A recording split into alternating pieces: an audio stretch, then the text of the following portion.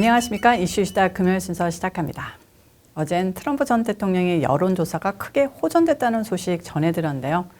오늘은 대통령이 강하게 일침을 날린 내용부터 시작하겠습니다. 대통령이 연방대법원이 지난해 미국을 흔들었던 낙태 금지 판결문 초안이 유출된 경로를 찾지 못했다고 밝혔으나 취재원이 밝혀질 때까지 해당 보도를 한 기자를 구속해야 한다고 주장했습니다. 대통령은 그럴 경우 그들은 취재원을 찾아낼 것이고 그렇게 하는 게 중요하다. 그 기자한테 가서 누가 취재원인지 물어봐야 한다. 만약 답을 주지 않는다면 답을 할 때까지 누가 됐든 감옥에 집어넣어야 한다면서 편집자나 발행인도 구속 대상 리스트에 추가할 수도 있다고 트루스 소셜에 일침을 가했습니다. 그냥 보기만 하면 민주주의의 기본인 언론의 자유를 탄압하는 것처럼 보이는데요. 미국을 걷잡을 수 없는 혼돈에 빠뜨리게 한 낙태 금지 판결문을 언론에 흘린 취재원은 분명히 조사를 받아 죄가 있는지 여부를 밝혀야 하는 게 당연한 것이고 바이든 정권이 그럴 의지가 없어 보이는 현실을 비꼬으며 비판하는 내용인 것이죠. 이에 대해 바이든 정부는 어떻게 반응했을까요? 백악관은 언론의 자유는 미국 민주주의의 초석이다. 언론인의 헌법적 자유를 탄압하기 위해 권력을 남용할 것을 주장하는 것은 법에 의한 지배에 대한 모욕이자 미국의 가치와 전통에 대한 폄훼다라고 비판했습니다. 뻔한 얘기죠. 지난해 5월 이른바 로데 웨이드 관련 대법원의 판결문의 초안이 언론에 보도됐었는데요. 초안은 보수 우위로 재편된 대법원이 반세기가량 유지됐던 연방 차원의 낙태권 보장 판결을 뒤집어야 한다는 게 다수 의견이라는 내용이었으며 지난해 6월 말 연방대법원은 이와 유사한 판결을 내려 미국이 한동안 발칵 뒤집어졌었습니다. 이 판결로 낙태권 이슈가 사회적 관심을 받고 여성과 좌파 세력이 결집하면서 민주당은 지난해 11월 중간선거에서 상원 다수당을 유지하며 참패를 모면한 원인이 됐습니다. 대법원은 최근까지 초안 유출 경위에 대한 조사를 실시했으나 유출자 색출에 실패했다고 밝혔는데요. 재미를 본 민주당이 철저히 비호해 주는 것이 아닌가 하는 게 공화당과 우파의 생각입니다. 다음 수단은요. 트럼프 전 대통령과 변호사가 힐러리 클린턴을 상대로 제기한 소송이 정치적 목적에 의한 것이라는 이유로 약 100만 달러의 제재금을 부과받았다는 뉴스가 올라왔습니다. 대통령 측은 자신의 선거 캠프와 러시아가 내통했다고 2016년 대선 후보로 경쟁한 클린턴 측이 허위 주장을 해 선거를 조작하려 했다면서 이 소송을 제기했었는데요. 이에 제소당한 힐러리 측 18명이 정치적인 이유에 의한 소송 제기라면서 법원에 제재 부과를 신청했습니다. 이에 대해 플로리다의 데이비드 미들 브룩스 판사는 18일 트럼프 전 대통령이 정치적 의제를 진전시키려고 법원을 남용하는 패턴을 보여왔다며 힐러리 측 소송 비용을 포함한 제재금 93만 7,989달러를 지급하라고 땅땅 했는데요. 이 판사는 결정문에서 이번 소송은 부적절하며 합리적인 변호사라면 제기하지 않았을 것이라고 썼습니다. 또 트럼프 대통령을 정적에 대한 복수를 위해 반복적으로 법원을 활용하는 원고라고 규정했는데요. 이 판사 문제가 좀 있는 것 같습니다. 자, 그래서 이 미들 브룩스 판사가 누군가 하고 보니까요. 떡하니 이 사람을 연방판사로 임명했던 게 빌 클린턴 대통령, 즉 힐러리의 남편이었습니다. 그냥 저 한 줄로 모든 게 설명이 되죠. 미국의 사법 시스템 아주 막장입니다. 확인도 되지 않은 러시아 스캔들을 악용했던 힐러리가 허위 주장으로 이득을 보려 했던 것에 대해 소송 건 게 무슨 정적 제고 의도입니까? 그러면 지금 바이든이 대통령 상대로 하는 모든 행동들은 정적 제거를 위해서가 아니고 도대체 뭘까요? 이렇게 미국의 정치가 남미 수준으로 떨어지고 법원마저 이 따구인데요. 정말 한심하기 짝이 없습니다.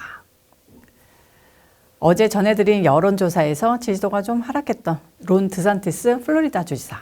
언론에선 그를 자꾸 띄워주고 있고 그도 나름 반전을 노리려는 걸까요? 드산티스가 진보적 교육을 보수 중심으로 돌리면서 화제가 되고 있습니다. 플로리다주는 최근 고등학교의 AP 과목 중 하나인 아프리카계 미국인 연구를 주내 공립학교에서 허용하지 않기로 결정해 논란이 일고 있습니다. 플로리다주는 해당 교육과정을 개발하고 감독하는 대학입시위원회 컬리지 보드에 이러한 방침을 통보했고 교육 내용이 주법을 위반하고 역사적으로 부정확하다는 이유를 들었습니다. 주 교육당국은 아프리카계 미국인 연구에 어떤 내용의 문제가 있는지는 밝히진 않았으나 교육적인 가치가 현저하게 부족하다고 주장했습니다. 컬리지 보드에 따르면 이 교육과정은 아프리카계 미국인의 중요한 기여와 경험을 탐구하는 것을 목표로 한다. 10년 이상의 개발 기간을 거쳤으며 미국 내 60개 학교에서 먼저 시범적으로 운영 중인 교육과정인데요. 뉴욕주에서 이 과목을 가르치는 한 고교 교사는 아프리카인들이 북미 대륙에 도착한 이후 경험을 다루는 사실적인 역사 교육이라면서 반발하고 있습니다. 민주당과 좌파 시민운동 진영에서도 물론 반발하고 있는데요. 민주당 맥스웰 알레한드로 프로스트 하원의원은 드산티스는 흑인 역사가 미국의 역사가 아니라고 속이고 싶어한다. 이런 지도자들 때문에 지난 2년간 플로리다의 증오범죄와 인종차별적 행위가 급증한 것이라고 비판했습니다. 마틴 루터킹 주니어 목사의 장남 마틴 루터킹 3세도 플로리다주는 유럽계와 미국인 연구는 허용할 텐데 아프리카계 미국인 연구는 주법에 어긋난다는 것인가? 이것이 어떻게 노골적인 인종차별이 아닌지 설명해달라고 항의를 했다고 합니다. 이런 가운데 드산티스 주지사는 인종 문제 등에 관해 보수적이고 강경한 입장을 보이고 있는데요. 플로리다주는 지난해 1월부터 주내 공립학교에서 학생들이 그들의 인종이나 성별, 출신 국가로 인해 역사적인 잘못의 책임을 느끼게 하는 주제의 교육을 금지했고요. 또 지난해 3월에는 초등학교 저학년생 등 어린 학생들을 대상으로 성적 지향 또는 성적 정체성에 대한 수업, 토론을 하지 못하도록 법제화하기도 했습니다. 또한 그는 지난해 초 학교와 직장에서 인종과 성에 대한 논의를 제한하는 내용의 워크 중단 법안, Stop Work Act에 서명했습니다. 그러면서 플로리다주에서는 여러분들의 동의 없이 제공하는 숨막히는 이데올로기에서 벗어날 자유도 중요한 부분이라고 믿는다고 강조한 바 있습니다. 요즘 미국 계란값이 아주 금값인데요.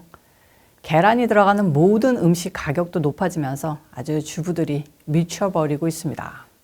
이게 다 바이든 탓인데요. 아무튼 최근 물가 급등으로 계란 가격이 금값이 되면서 인접국가에서 반값 계란을 밀반입하려는 시도가 급증했다고 뉴욕 포스트 등이 보도했습니다. 세관 국경보호국 CBP에 따르면 지난해 12월 31일 국경 검문소에서 압류된 계란과 가금류는 10월 1일과 비교해서 108% 늘어났다는데요. 미국에서의 인플레이션과 조류 인플루엔자 유행이 겹치면서 계란 가격이 치솟자 멕시코나 캐나다에서 절반 가격에 파는 계란을 들어오려는 시도가 늘었기 때문이라고 합니다. 소비자 물가지수에 따르면 계란 12개짜리 한 박스 가격은 지난해 1월 1.93달러였는데 지난 12월에는 2배가 넘는 4.25달러로 치솟았습니다. 이건 일반 계란 얘기고 케이지 프리, 올게닉 경우에는 10달러가 넘는 품목도 있다 하고 계란 구매도 수량 제한이 있기도 합니다. 미국과 인접국가의 계란값은 엄청난 차이가 난다고 하는데요. 예를 들어서 캘리포니아의 사니시드로에서는 계란이 8달러인데 인접한 멕시코 티후아나에서는 3달러 이하에 팔린다고 합니다. 텍사스주 국경도 마찬가지로 엘파소에서는 6달러인 계란이 인접한 멕시코 시우다드 후아레스에서는 3.4달러라고 하고요. 이에 미국 세관은 계란 밀반입 시 최고 $10,000의 벌금을 내야 한다고 경고하고 있습니다.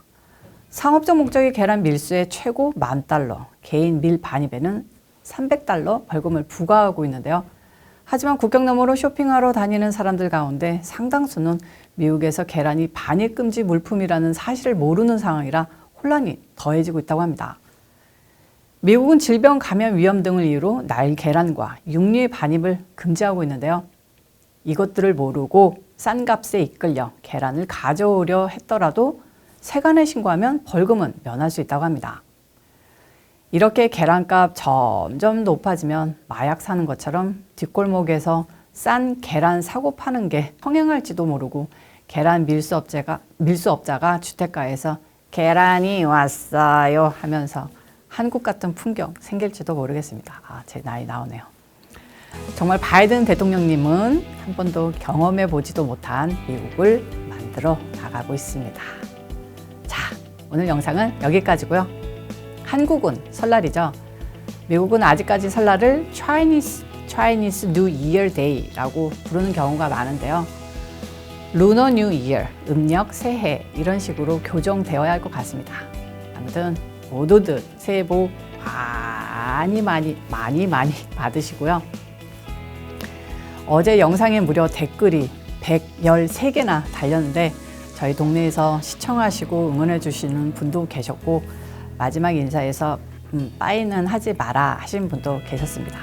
좀 제가 습관이 된지라 어쨌든 그리고 투통령 응원과 저에게도 응원 댓글도 많이 달아주셨는데요.